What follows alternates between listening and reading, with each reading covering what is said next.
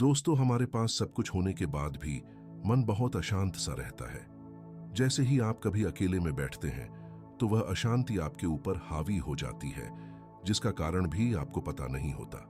तो चलो दोस्तों, आज की इस गौतम बुद्ध की प्रेरणादायक कहानी से जानते हैं कि अशांत मन को शांत कैसे करें। एक राज्य का राजा अपने अशांत मन से बहुत परेशान था। वह राजा अपने अशांत मन को शांत करने का बहुत प्रयास करता था, लेकिन वह अपने मन को शांत नहीं कर पाता। वह अपने मन की अशांति से इतना परेशान हो चुका था कि वह इसे शांत करने के लिए अलग अलग तरीकों को अपनाता था। हर संभव प्रयास करता था जो वह कर सकता था। एक दिन अपनी इसी परेशानी से बहुत परेशान होकर वह अपने राज्य के बड़े बड़े विद्वानों को अपने महल में बुलाता है और उनसे मन की शांति का उपाय पूछता है। राज्य के बड़े बड़े विद्वान उसे कई तरह के उपाय बताते हैं, पर दुर्भाग्यवश कोई भी उपाय काम नहीं करता। फिर एक दिन अचानक एक व्यक्ति राजा के पास आता है और बोलता है, महाराज, आपके मन को शांत करने का मेरे पास एक उपाय है। राजा जैसे ही उस व्यक्ति की बात सुनता है वह बहुत खुश हो जाता है और उस व्यक्ति से कहता है, यदि तुमने मुझे मेरे अशांत मन को शांत करने का कोई उपाय बता दिया तो मैं तुम्हें इतना धन दूंगा जितना तुमने कभी सोचा भी नहीं होगा, और ना ही तुमने जीवन में इतना धन देखा होगा। वह व्यक्ति राजा से कहता है कि महाराज, आपके मन की शांति का उपाय मैं तो नहीं बता सकता, पर मैं एक सन्यासी को जानता हूं जो आपका मन शांत कर सकते हैं। वह बहुत ही पहुंचे हुए सन्यासी हैं। उनकी ख्याति पूरे राज्य में फैली है। पूरे राज्य में उनकी महानता के चर्चे हैं। आप एक बार उस सन्यासी से अवश्य मिले, वह आपकी समस्या का समाधान अवश्य ही कर देंगे। व्यक्ति की यह बातें सुनकर राजा को बहुत हल्का महसूस होता है। उसे लगने लगता है कि शायद अब उसका अशांत मन शांत हो जाएगा और वह खुशी से अपना जीवन जी पाएगा। अब राजा उस व्यक्ति से पूछता है, कहाँ मिलेंगे मुझे यह सन्यासी? वह व्यक्ति बोला, यहाँ से कुछ दूरी पर जो जंगल है वही उनकी छोटी सी कुटिया है जहां वो रहते हैं। आप वहीं चले जाएं, वह सन्यासी आपको वहीं मिलेंगे। राजा अपने सैनिकों को बुलाता है और सन्यासी से मिलने के लिए जंगल की ओर प्रस्थान करता है।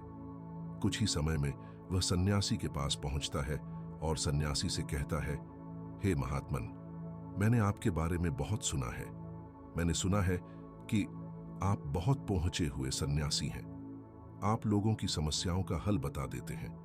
मैं एक राज्य का राजा हूं और बहुत दूर से आपसे मिलने आया हूं। इतना कहकर राजा चुप हो जाता है और देखता है कि सन्यासी उसे अनदेखा कर रहे हैं। फिर राजा सोचता है कि शायद सन्यासी ने मुझे सुना नहीं, इसलिए राजा फिर से कहता है महात्मन, मैंने सुना है कि आप बहुत पहुंचे हुए सन्यासी हैं। क्या आप मेरी समस्या का समाधान भी कर सकते हैं? सन्यासी अभी राजा की किसी भी प्रश्न का उत्तर नहीं देते और बस मौन बने रहते हैं। सन्यासी को मौन देखकर राजा को बहुत आश्चर्य होता है। राजा मन ही मन सोचता है कि सन्यासियों उसे कोई उत्तर क्यों नहीं दे रहे हैं। अब हार थककर राजा मुद्दे की बात पर आता है और सन्यासी से पूछता है, महात्मन, क्या आप मेरे मन को शांत कर सकते हैं? राजा की बात सुनकर सन्यासी मुस्कुराते हैं और राजा से पूछते हैं, तुम्हारा मन अशांत क्यों है?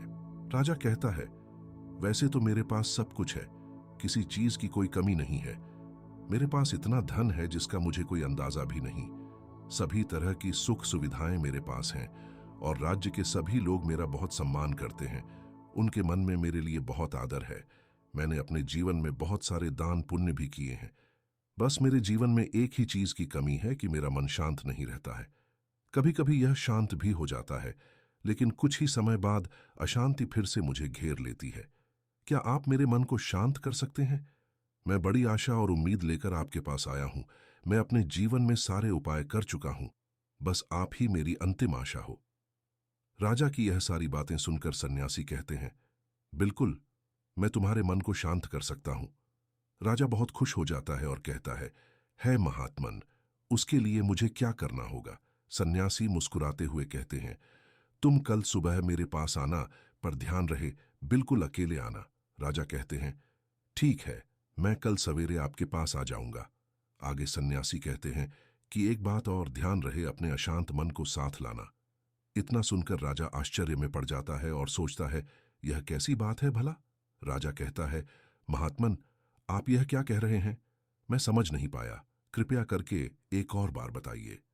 सन्यासी राजा से कहते हैं, मैं तुमसे कह रहा हूं कि तुम कल सुबह जल्दी आना और अपने अशांत मन को साथ लेकर आना। कहीं ऐसा ना हो जाए कि तुम उसे अपने महल में ही छोड़ आओ।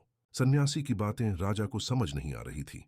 वह सोचने लगा कि यह सन्यासी कोई पागल तो नहीं है, पर सन्यासी राजा की आखिरी उम्मीद थे, उसके पास कोई दूसरा विकल्प नहीं था। इसलिए वह सोचता है कि चलो एक बार प्रयास कर ही लेना चाहिए। अगले दिन राजा सुबह सुबह उठकर अकेले ही सन्यासी के पास पहुंचता है और कहता है, महात्मन मैं आ गया। सन्यासी राजा से कहते हैं, तुम तो आ गए हो, अच्छी बात है, लेकिन तुम्हारा अशांत मन कहाँ है? लाओ अपने अशांत मन को मुझे दे दो, मैं उसे अभी ठीक करके तुम्हें वापस दे दूं। राजा कहता है, आप यह कैसी बातें कर रहे हैं? मैं समझता था कि आप बहुत पहुंचे हुए सन्यासी हैं, लेकिन आप तो इतना भी नहीं जानते कि मन कोई ऐसी वस्तु नहीं है जिसे मैं उठाकर आपको लाकर दे दूं। मन तो मेरे भीतर है।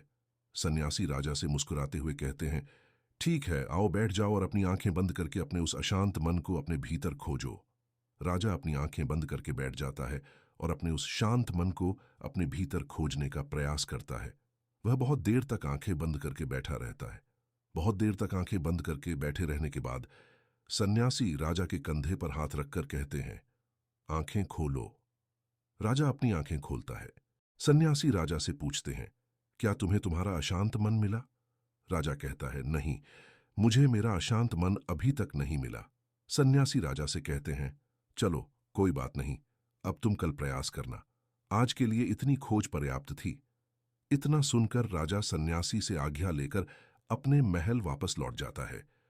अगले दिन फिर सुबह सुबह राजा सन्यासी के पास पहुंच जाता है और वैसा ही करता है जैसा उसने कल किया था। राजा अपनी आंखें बंद करके बैठ जाता है और अपने उस अशांत मन को अपने भीतर खोजने का प्रयास करने लगता है। बहुत देर तक राजा अपनी आंखों को बंद किए बैठा रहता है। थोड़ी देर बाद सन्यासी फिर से राजा के कंधे पर हाथ रखते हैं और कहते हैं, क्या तुम्हें तुम्हारा अशांत मन मिला? राजा बड़ी शांत आवाज में सन्यासी से कहता है, नहीं, मुझे मेरा अशांत मन आज भी नहीं मिला। सन्यासी राजा से कहते हैं, ठीक है, कोई बात नहीं, आज के लिए इतना ही पर्याप्त है, अब तुम कल फिर आना। आज फिर से राजा सन्यासी से आज्ञा लेकर अपने महल को वापस लौट जाता है। अगले दिन सुबह फिर राजा सन्यासी के पास पहुंचता है और बिल्कुल वैसा ही करता है जैसा वह पिछले 2 दिनों से कर रहा था। वह अपनी आंखें बंद करता है और बैठ जाता है और अपने उस अशांत मन को खोजने का प्रयास शुरू कर देता है। राजा अपनी आंखें बंद करके बैठा रहता है। उधर सन्यासी आज राजा के कंधे पर हाथ रखकर उसकी आंखें नहीं खुलवाते। राजा बस अपनी आंखें बंद करके बैठा रहता है। काफी समय बीत जाता है, वह फिर भी बैठा रहता है। इस बीच सन्यासी राजा के पास ही बैठे रहते हैं। पूरा दिन बीत जाता है, पूरी रात बीत जाती है, पर राजा अपनी आंखें नहीं खोलता। वह अपनी आंखें बंद करके बस बैठा रहता है और अपने उस अशांत मन को ढूंढ रहा होता है। ऐसा करते करते एक पूरा दिन बीत जाता है। अगले दिन सुबह राजा की आंखें खुलती हैं और जैसे ही राजा की आंखें खुलती हैं, राजा अपने आप को सन्यासी के चरणों में नतमस्तक कर देता है और कहता है कि यह सन्यासी, मुझे मेरा अशांत मन तो कहीं नहीं मिला, पर वह शांति जिसे मैं ढूंढ रहा था वह मुझे जरूर मिल गई। आप धन्य हैं।